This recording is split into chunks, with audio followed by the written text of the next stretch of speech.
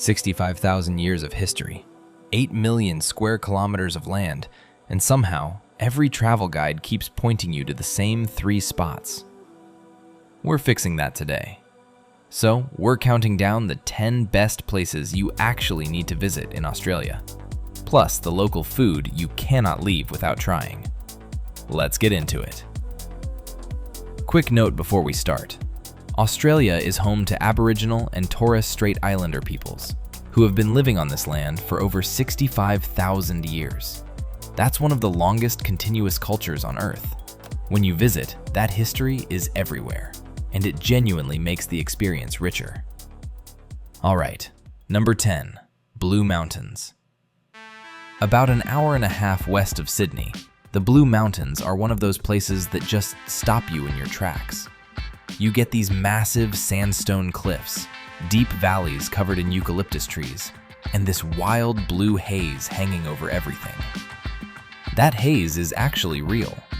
It comes from tiny droplets of eucalyptus oil floating in the air and scattering light. So yes, the mountains are literally named after a scientific phenomenon. The most famous lookout is the Three Sisters, 3 huge rock formations jutting out over the valley. You can hike, you can do the cliff railway, or you can just stand at the edge and stare. Any option is a good one. After a long morning on the trails, grab yourself a hot meat pie and a strong coffee from one of the local cafes in Katoomba. Simple, warm, and exactly what you need after a hike. Number 9. Lord Howe Island. Not many people have heard of this one, and that is part of what makes it special. Lord Howe Island sits in the Tasman Sea, about 2 hours by flight from Sydney. Only 400 tourists are allowed on the island at any given time. That is not a typo. The island has a strict cap to protect its environment, and the result is one of the most untouched places you will ever visit in your life. You have coral reefs, crystal clear water, seabirds everywhere, and volcanic peaks rising right out of the ocean.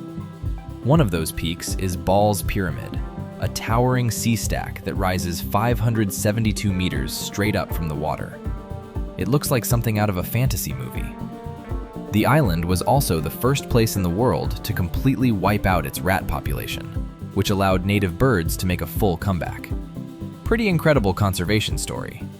And when it comes to eating, the local grilled kingfish is the move. Fresh, simple, and honestly, one of the best things you will put in your mouth on this trip. Number 8. Darwin and Kakadu. Darwin is Australia's most northern capital city, and it is unlike anywhere else in the country. The vibe is tropical, multicultural, and seriously relaxed. It sits closer to Bali than it does to Sydney, and that proximity to Southeast Asia shows up in everything from the food, to the culture, to the architecture. From Darwin, you can access Kakadu National Park, which is a UNESCO World Heritage Site. We are talking ancient Aboriginal rock art dating back tens of thousands of years, massive wetlands packed with wildlife, and landscapes that look completely untouched. Crocodiles are absolutely everywhere. You are in their territory out here, and that feeling is part of the thrill. The Mindil Beach Sunset Market in Darwin is legendary. Vendors from all across Southeast Asia set up stalls as the sun goes down over the water. Grab a plate of char kway teow, the stir-fried noodle dish that is smoky, savory, and completely addictive. Perfect way to end a day in the top end. Number 7. Hobart and Tasmania. Tasmania sits off the southeastern tip of Australia, and it feels like a completely different world. Hobart is the capital, a small and deeply charming city built around the Derwent River, with the rugged peak of Mount Wellington looming behind it. The whole island has this wild, raw energy. Cradle Mountain is one of the most stunning hikes in Australia, and you might share the trail with wombats. Yes, actual wombats just wandering around doing their thing. Hobart is also home to Mona, the Museum of Old and New Art, which is one of the most unconventional and genuinely cool museums you will find anywhere in the world. The Salamanca Market runs every Saturday and is a great place to meet locals, browse crafts, and eat well. While you are in Tasmania, you have to try the fresh oysters. Tasmanian oysters are world-class, clean, cold, briny, and served right from the water. Number 6. Byron Bay. Byron Bay is on the east coast of New South Wales, and it has built its entire identity around good vibes, great beaches, and a seriously laid-back lifestyle. This town is the easternmost point of mainland Australia, so it is literally one of the first places in the country to see the sunrise every single day. Cape Byron Lighthouse sits on a headland with open ocean views in every direction. From there, you can watch dolphins, spot whales during migration season, and walk one of the most beautiful coastal tracks in Australia. The beaches here are excellent across the board. Main Beach for a swim, the Pass for surfers, and Wategos for something a little quieter. Byron Bay also has a huge wellness scene if that is your thing. Yoga retreats, spas, and health-focused cafes everywhere you look. And the brunch culture here is genuinely next level.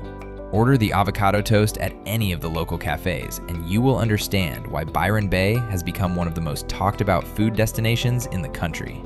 It sounds basic, but done right, with good bread and fresh local produce, it is excellent. Number 5. The Whitsundays. 74 islands in the middle of the Great Barrier Reef. That is what the Whitsundays are, and they live up to every single photo you have ever seen. You fly or sail into Airlie Beach on the mainland and then head out onto the water. Whitehaven Beach on Whitsunday Island is regularly ranked among the top beaches in the entire world. The sand is made from pure silica, which means it is impossibly white and stays cool even in the middle of summer. The swirling pattern where the tide mixes the bright sand with the turquoise water at Hill Inlet is something you will not stop thinking about for a long time after you leave. Snorkeling and diving here are incredible because you are right in the heart of the reef. Sea turtles, colorful fish, soft coral, all of it. And the food highlight here is simple but perfect. Fresh tiger prawns, locally caught and served with a cold drink while you are sitting out on the water. Does not get better than that. Number 4. Cairns and the Great Barrier Reef. Cairns is your base for the Great Barrier Reef, which is the largest coral reef system on the planet. It stretches over 2,300 kilometers and is actually visible from space. There are more than 10% of all the world's ocean fish species living in this reef. You can take a boat out in 40 minutes and be floating above coral formations that have been growing for thousands of years. Beyond the reef, Cairns is also the gateway to the Daintree rainforest, which is one of the oldest tropical rainforests on Earth, older than the Amazon. The whole region is packed with nature, wildlife, and outdoor adventure. But the city itself also has a great food scene, driven by its diverse population. After a day out on the water, sit down to a bowl of laksa. Rich coconut broth, noodles, prawns, and just the right amount of heat. It is the kind of meal that hits exactly right after a full day in the sun. Number 3. Uluru. If there is one image that represents Australia to the rest of the world, it is Uluru. This enormous red sandstone monolith rises 348 meters out of the flat desert and stretches nearly 10 kilometers around its base. The scale of it genuinely shocks people when they see it in person. Photos do not prepare you. Uluru is a deeply sacred site for the Anangu people, the traditional custodians of the land, and visiting with that respect in mind completely changes the experience. The climbing of Uluru has been permanently closed out of respect for its cultural significance, and honestly, walking around its base and listening to the stories connected to the rock is far more meaningful anyway. The colors shift throughout the day, from burnt orange to deep red to almost purple at sunset. It is one of those rare places that genuinely feels unlike anywhere else on Earth. For food, you need to try kangaroo prepared with native Australian ingredients. Bush tomato, wattle seed, lemon myrtle. It connects you to the land in a way that nothing else really can. Number 2. Sydney. Sydney is one of the great cities of the world, and it earns that title.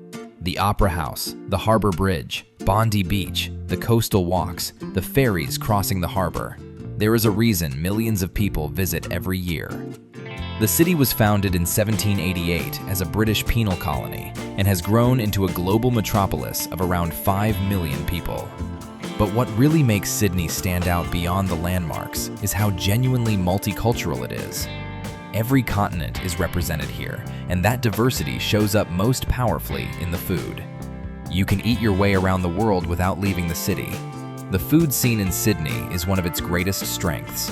Lebanese feasts in Bankstown, yum cha in Chinatown on a Sunday morning, Thai street food in the inner west. The multicultural mix is real, it is accessible, and it is delicious. Sydney does not have one signature dish. It has dozens, and that variety is the whole point. Number 1. The Kimberley. This is the one. The Kimberley region in the far northwest of Western Australia is one of the most remote and extraordinary places on the entire planet. We are talking about an area the size of California with almost no one living in it.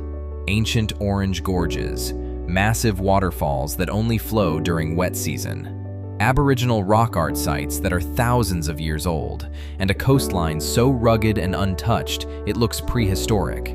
The Bungle Bungle Range in Purnululu National Park is one of the most unique geological formations in the world.